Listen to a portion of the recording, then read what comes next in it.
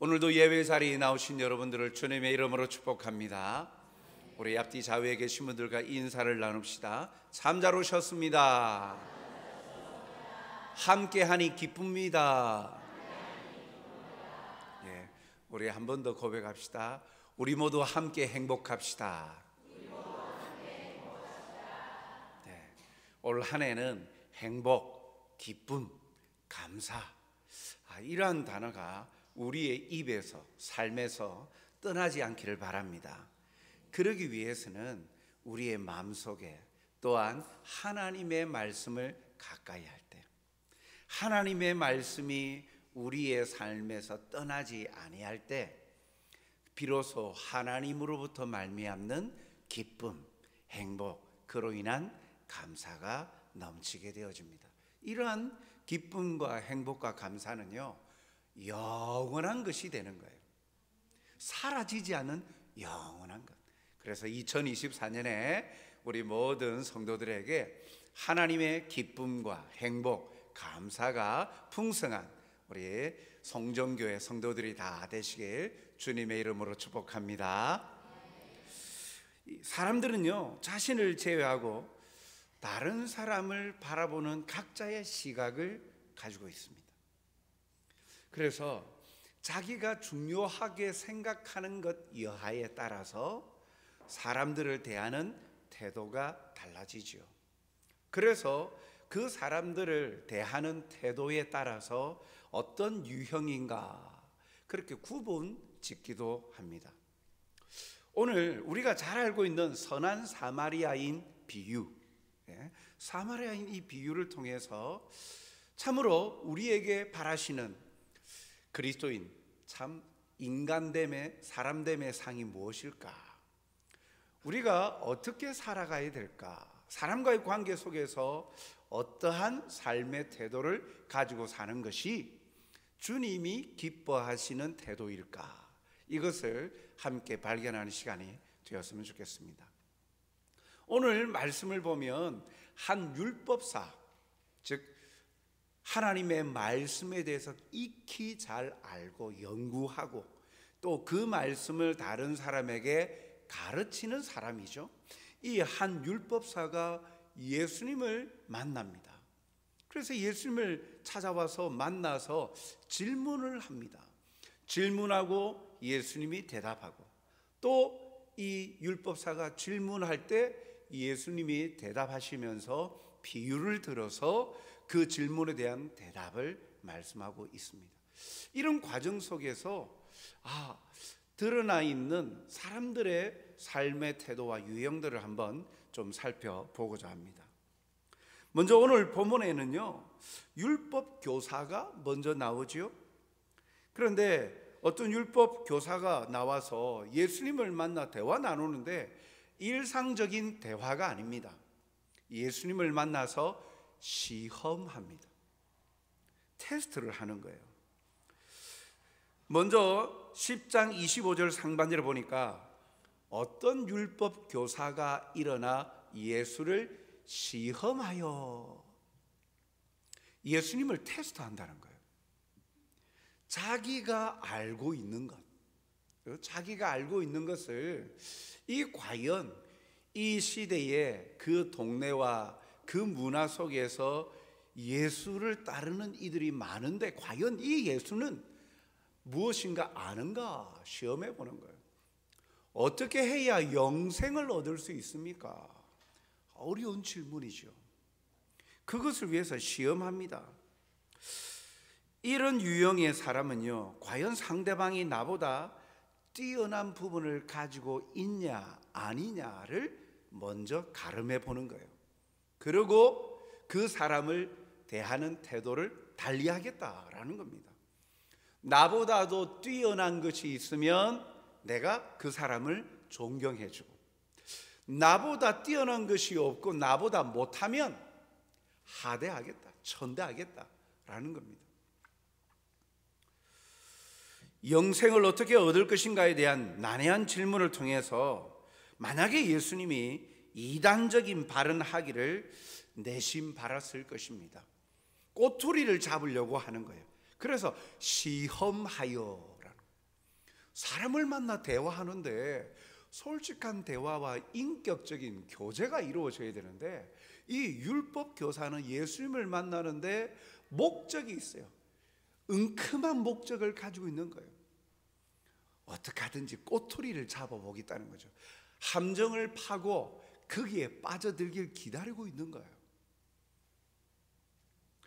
왜냐하면 당시 예수님이 전통 유대인들이 매우 중시하던 율법을 멀리한다, 경시한다, 무시한다라는 소문이 난 것이죠.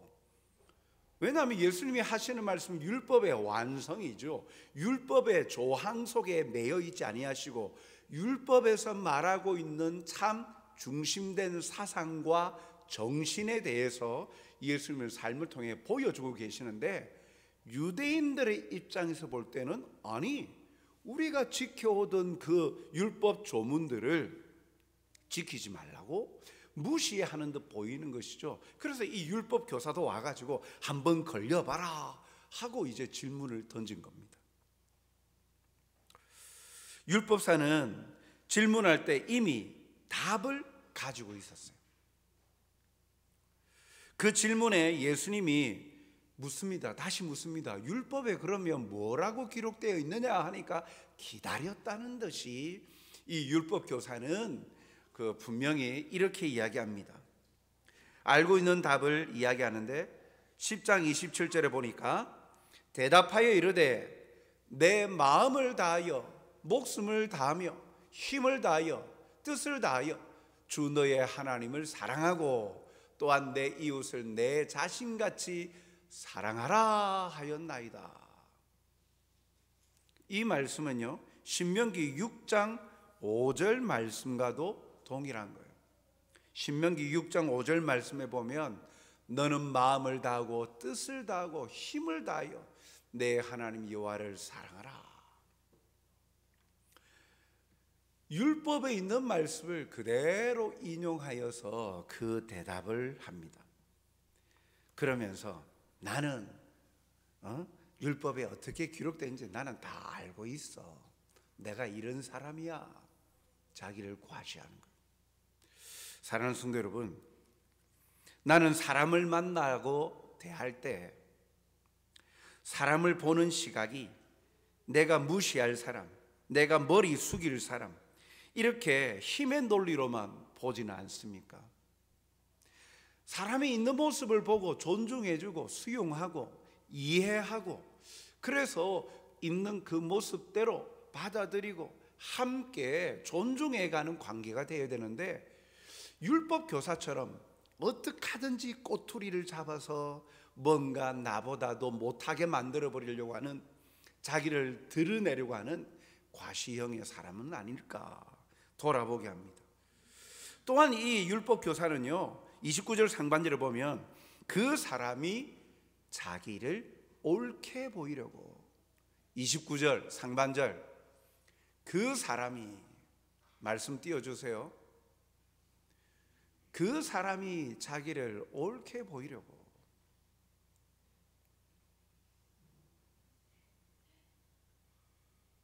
(29절) 상반절에 그 사람이 자기를 옳게 보이려고 했다. 자기를 옳게 보이려고. 시험하여서 상대방에 대한 견적이 나오면 자신을 과시하는 거예요. 이런 사람은 보여지는 것에 굉장히 신경을 많이 씁니다. 자신의 이미지죠. 사랑하는 성도 여러분, 이 사람은 또한 내 이웃이 누구니까 이대로 행하라. 예수님이 그러면 그 율법에 나와 기록된 대로 그대로 행하라 하니까, 그러면 내 이웃이 누구이니까 이웃을 내 몸과 같이 사랑하라, 그 내용이 나오니까 이웃에 대한 규정을 짓고자 하는 거죠. 이것 알고 있어? 하는 거죠. 나는 그만큼 이것을 지키고 있고, 이 사람이 과시하고 싶은 것은 나는 율법을 많이 알고 있다, 익히 잘 알고 있다, 이것을 나타내려고 하는 거죠. 사실은 이 부분에서 예수님은 비유를 들어서 이야기하시면서 알고 있는 것이 중요한 것이 아니라 행하는 것이 중요해요. 그 말씀의 진정한 뜻이 무엇인지, 사랑을 실천하는 삶을 살아라 하는 것을 가르쳐 주고자 하시는 게 오늘 이야기의 말씀의 핵심이죠. 사랑하는 성도 여러분, 이런 사람은 철저히 남의 시선을 의식합니다. 결국 자신의 속마음을 꾸미기보다, 내면을 꾸미기보다 보여지는 외형적인 면을 치장하고 꾸미기에 열심입니다. 이런 사람은 사람 앞에 행하는 모든 행동이 가식입니다.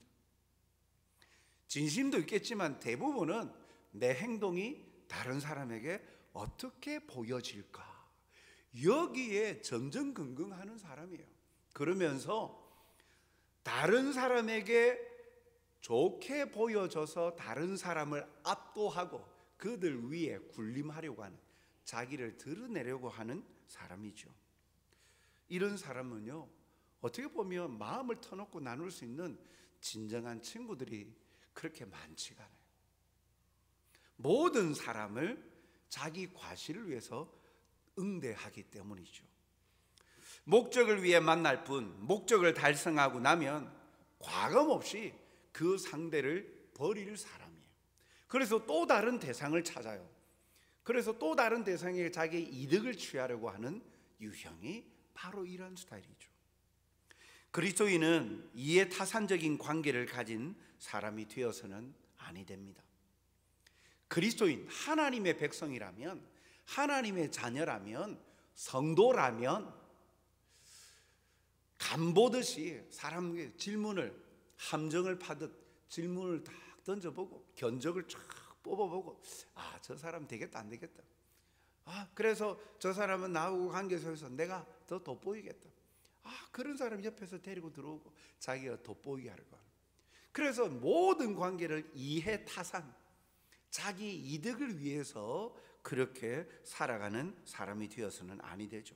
우리 성도 간의 교제는 그와 같은 이해 관계에만 얽혀 있을 때만 함께하고, 그렇지 않을 때는 무관심하는 자가 아닙니다. 오히려 자기 자신을 희생하고 돌아보고 존중하고 배려하는 사람이 되어야 되죠. 또 다른 유형이 나옵니다. 한번 우리가 살펴보고자 하는 건, 이러한 질문에 내 이웃이 누구입니까? 율법 교사가 이야기하니까 예수님이 이제 사마리아인의 비유를 들어서 이야기를 하시죠. 그 가운데 등장하는 사람은요, 바로 강도들입니다. 먼저 우리가 살펴볼 유형은 강도들, 즉 강탈형입니다. 다른 사람의 것을 빼앗는 자라는 거죠. 본문의 내용을 보면 예루살렘에서 여리고로 가는 길에 어떤 한 사람이 강도들을 만났다라고 예수님이 비유로 먼저 말씀하십니다. 예루살렘에서 여리고로 가는 길은요, 그 한 36km 정도, 30여 킬로가 넘는 그 길인데, 고지대에서 저지대로 내려가는 길입니다. 그런데 그러다 보니까 고도 차이가 있다 보니까 길이 평탄할까요? 아니면 좀 험할까요? 길이 험합니다. 그냥 평지가 아니에요. 그러다 보니까 거기에서 예전에 우리 옛날에도 보면 산적들이 많은 곳이 평지에 산적이 많습니까? 아니지 않습니까? 산적이라는 것 자체가 산에 사는 도적대잖아요. 그러니까 그 숨기 좋은 데서 이렇게 흔히 매복하듯이 숨어서 살펴보다가 오는 사람을 탁 잡아서 강탈하는 거죠. 여기 지형도 그런 지형들인 거예요. 그러니까 강도들이 곧잘 출몰하는 곳이었습니다. 그런데 이곳을 어떤 한 사람이 지나가는데 강도들을 만난 거예요. 강도들에게 있어서 사람은 어떻게 보일까요? 한낱 자기 돈벌이일 뿐입니다. 사람을 대하는데 인격적으로 대하는 것이 아니라 자기의 돈벌이 대상일 뿐인 거예요. 그래서 거칠고 폭력적으로 대합니다. 상대방이 자신을 넘보거나 깔보지 않도록 죽음에 이르는 폭력까지도 행사해요. 오늘 본문 30절 하반절을 보니까 강도들이 그 옷을 벗기고 때려 거의 죽은 것을 버리고 갔더라. 강도들이 그 옷을 벗기고 때려 거의 죽은 것을 버리고 갔다. 야, 심각한 말이죠. 옷을 벗기고 가지고 있는 것을 그냥 뺏어서 간 게 모자라서 거의 죽도록 폭력을 행했다는 거예요. 그리고 생명에 대한 구제 조치도 취하지 아니하고 그대로 버리고 가라는 거예요. 죽으라는 거예요. 험합니다. 생명에 대한 존엄성도 없어요. 자신만이 배불리 먹으면 되고 다른 사람은 안중에도 없는 사람, 자기만 배부르면 되는 거예요. 오늘도 이 강도와 같은 유형의 사람들이 참 많죠. 기회만 되면 남의 것을 빼앗습니다. 여전히 기승을 부르고 있는 보이스피싱, 얼마나 다양하게 나옵니까?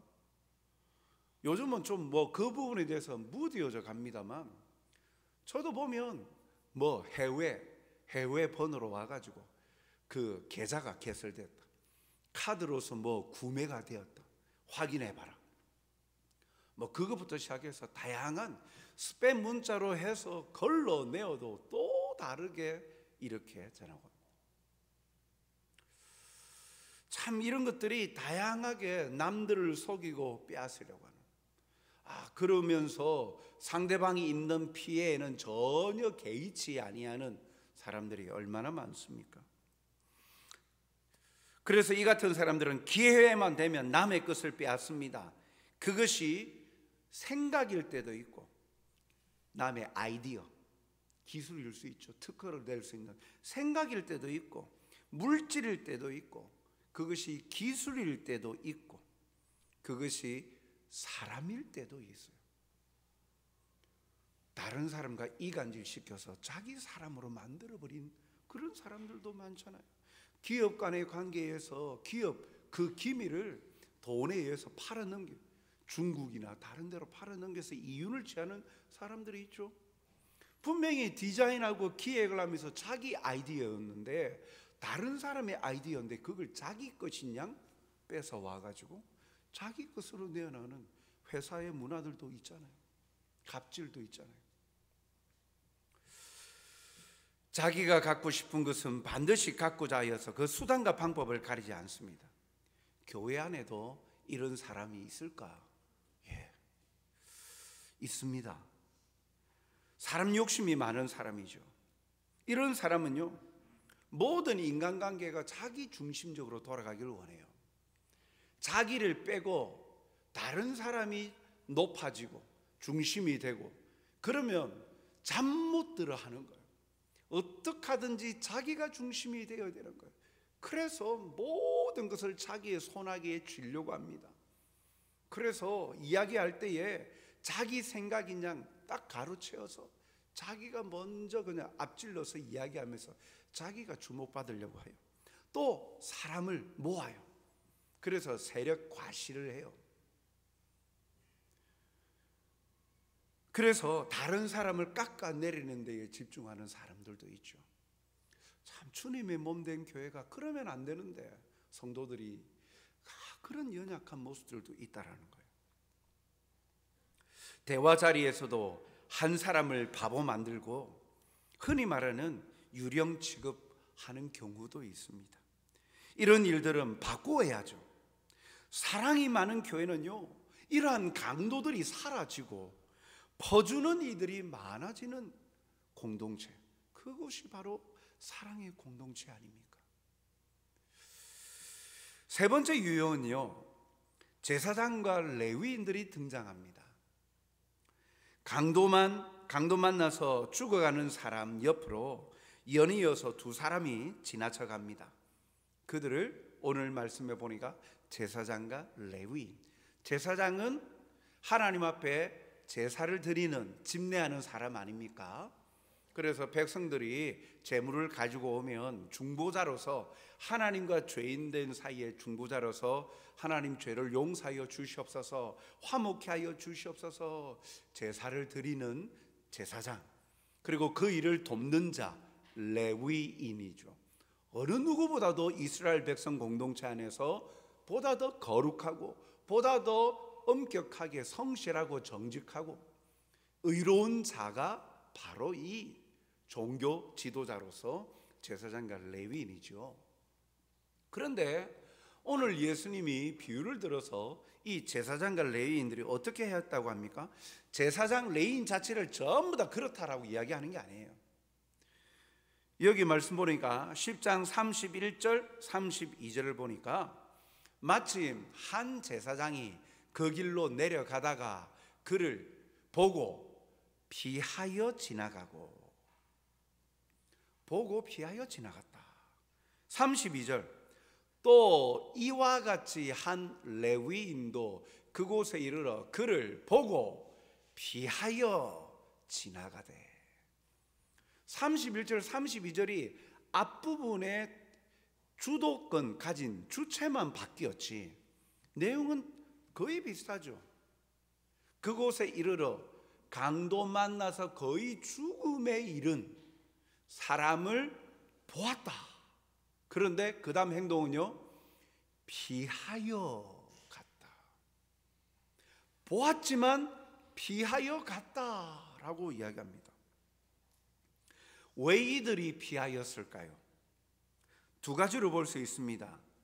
하나는 자신도 여기에서 지체하다가 강도들을 만나서 이 사람들과 같이 되지 않을까? 그런 두려움이 생긴 것이죠. 두 번째로는요, 이 사람이 이미 죽었을 것이다 라고 판단해서 시체를 만져서 자기를 더럽혀서는 안 된다라고 생각한 거예요. 제사드리러 내려가는데, 여리고에서 예루살렘 제사드리러 가는데, 제사드리는데 여기 율법적으로 보면 레위기 21장 1절에 보면 여호와께서 모세에게 이르시되 아론의 자손 제사장들에게 말하여 이르라. 그의 백성 중에서 죽은 자를 만짐으로 말미암아 스스로를 더럽히지 말려니와. 시신을 만지면 더럽혀진다. 더럽다. 그래서 정결 예식, 일주일 동안 정결 예식을 해야 돼요. 자기가 외출하거나 해야 하는 일을 멈춰야 되는 거예요. 특히 제사장이나 레위인들은 성전 제사를 할 수 없는 거예요.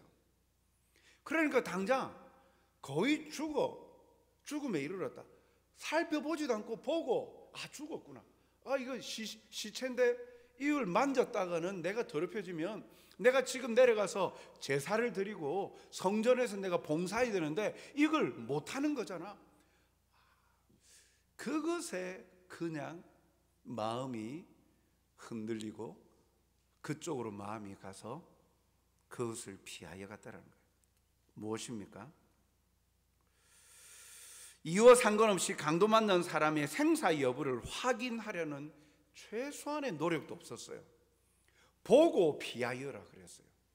살펴보았다라는 내용이 없어요.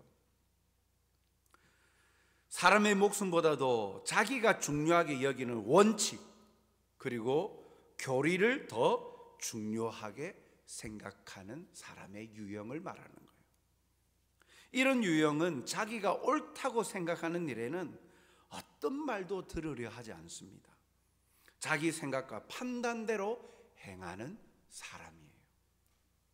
자기의 판단이죠. 죽었구나. 시체다. 그러면 만지면 내가 더럽혀진다. 내가 일을 못한다. 성전 제사를 내가 드리지 못한다. 그래서 가버리는 거예요. 어려움을 당하고 그렇게 힘들어하는 사람이 있는데 구제 조치라도 뭔가라도 살펴봐야 되는데 그러지 않는다. 고집과 아집이죠.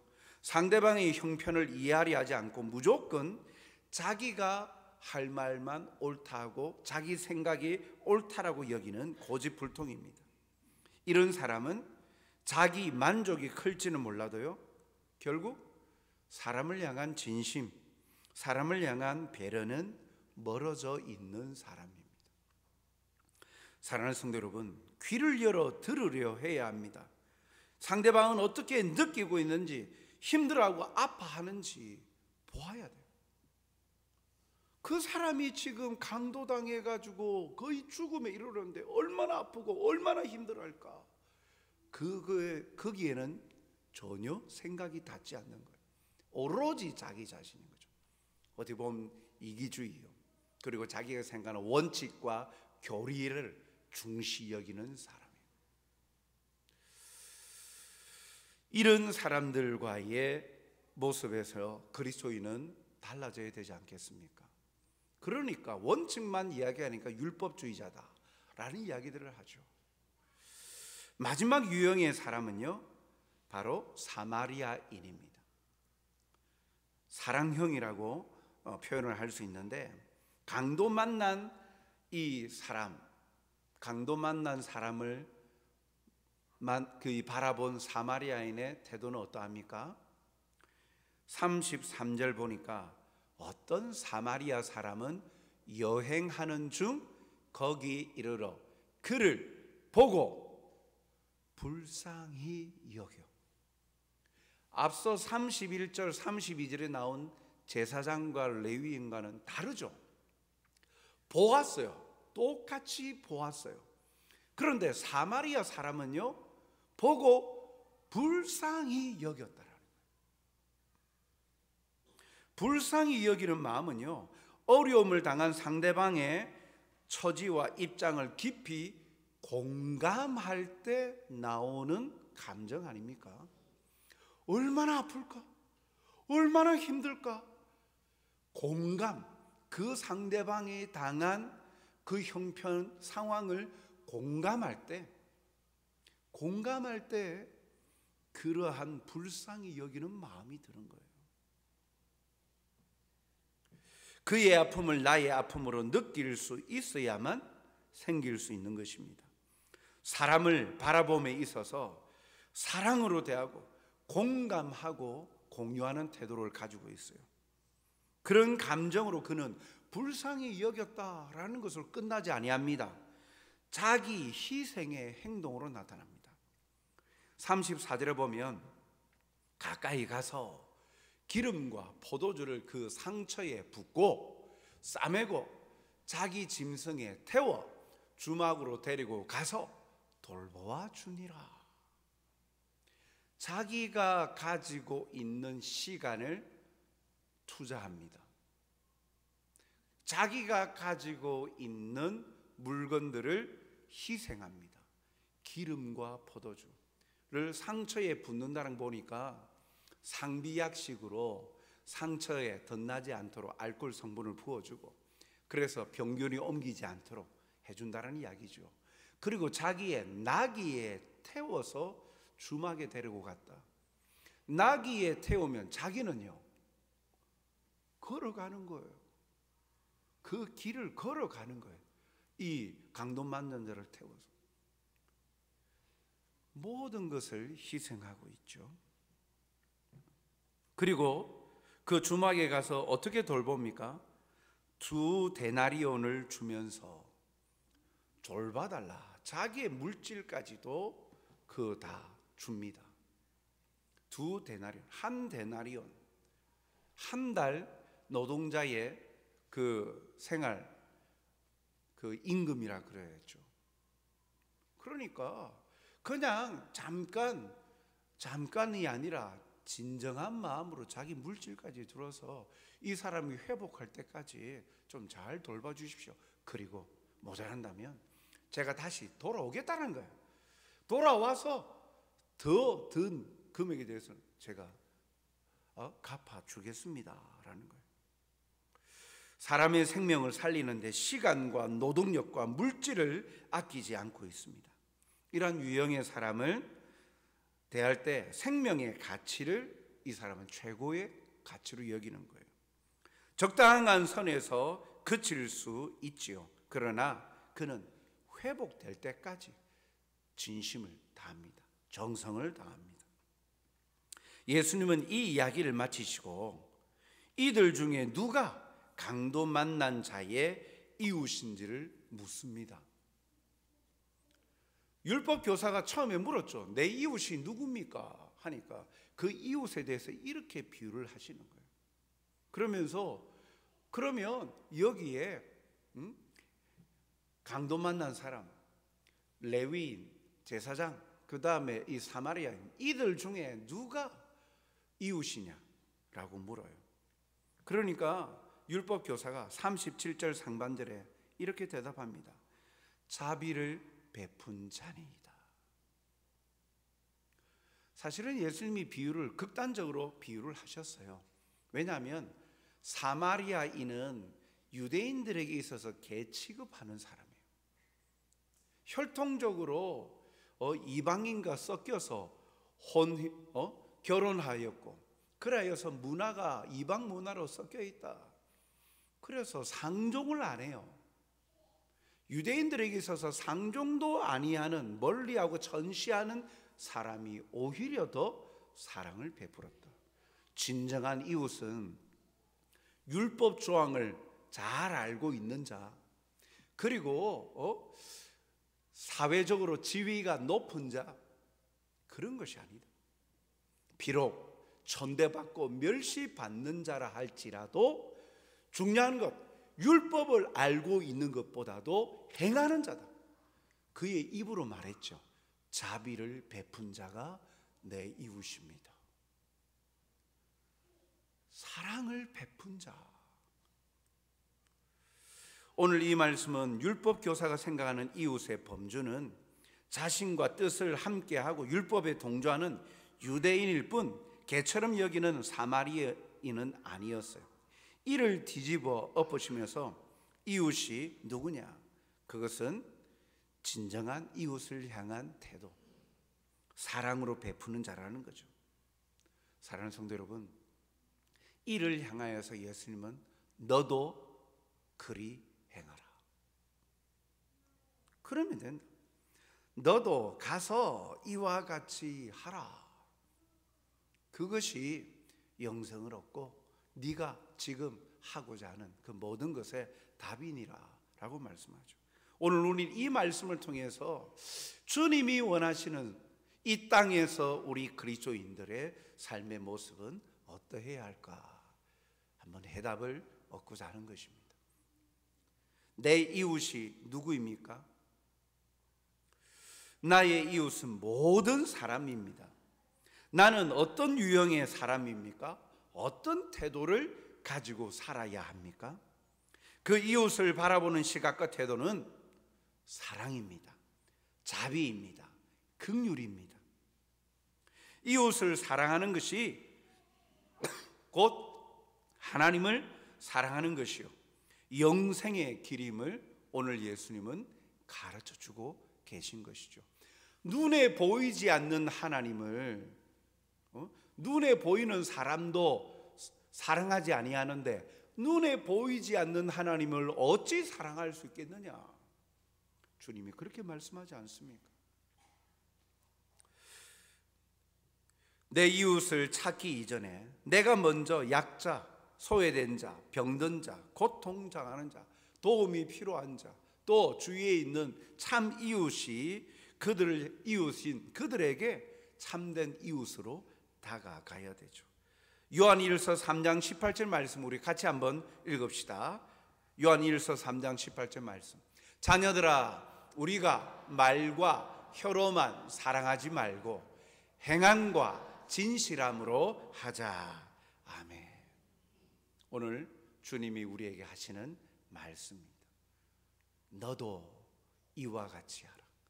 말과 혀로만 하지 말고 행함과 진실함으로 사랑하는 자가 되어서 이 땅에서 나의 사랑을 나타내는 나의 제자들이 되어다오. 주님이 나에게 말씀하십니다. 나는 가진 것이 없는데 이웃에게 무엇을 줄 수 있습니까? 물질이 없다고 사랑을 못 베풉니까? 따뜻한 말 한마디, 사랑의 눈 인사와 사랑의 눈길과 그리고 따뜻한 말 한마디 배려, 친절한 태도, 그것으로 사랑을 베풀 수 있죠.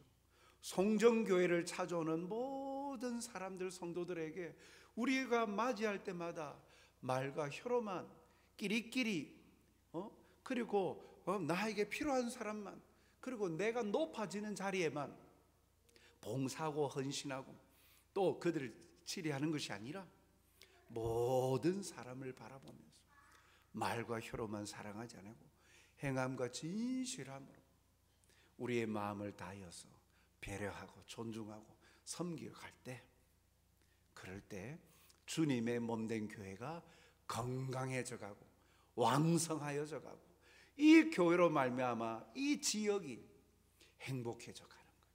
우리가 행복해야 우리가 살아가는 이 지역이 행복하고 나라가 행복해지는 거예요. 그 행복을 전하는 통로가 되어져야 되죠. 오늘도 이러한 우리를 향하신 하나님의 말씀에 우리가 순복하여서 우리가 먼저 이 기쁨과 사랑을 누리고 또 그것을 나누어주는 행복한 사람들, 하나님의 신실한 사랑의 사람들로 살아가시길 주님의 이름으로 축복합니다. 사랑과 자비가 풍성하신 아버지 하나님, 너도 이와 같이 하라. 오늘 우리에게 말씀하십니다. 나의 이득만을 바라고 나의 이익만을 추구하며 사람을 대할 때 인격적으로 대하지 아니하는 우리의 연약한 모습은 없습니까? 말로만 하나님의 사랑, 예수님의 은혜, 놀라운 그 베푸시는 역사하심에 감사한다 고백하면서도 사람들을 만나면서 이웃을 향하여, 사람을 향하여 마음을 다하지 아니하는 우리의 그런 연약하고 나태한 모습들은 없는지요? 오늘도 주님 앞에 회개하고 용서를 구합니다. 다시금 주님을 닮아가길 원합니다. 그리하여서 세상에서 발견할 수 없는 참 천국을 맛보게 하여 주시고 참 사랑을, 위로를 경험하게 하여 주시어서 우리에게서부터 세상으로 흘러가게 하여 하나님의 사랑이 확장되어져 가고 넓혀져 가는 은혜가 우리의 삶 속에 나타나게 하여 주시옵소서. 쓰임받게 하여 주시옵소서. 감사하오며 오늘도 이러한 사랑을 받지 못하여 아파하고 힘들어한 자들이 있습니까? 주님 붙여주시고 만나게 해주시고 위로하여 주시옵소서. 그 위로에 우리가 쓰임받게 하여 주시옵소서. 감사하오며 예수님 이름으로 기도하옵나이다. 아멘.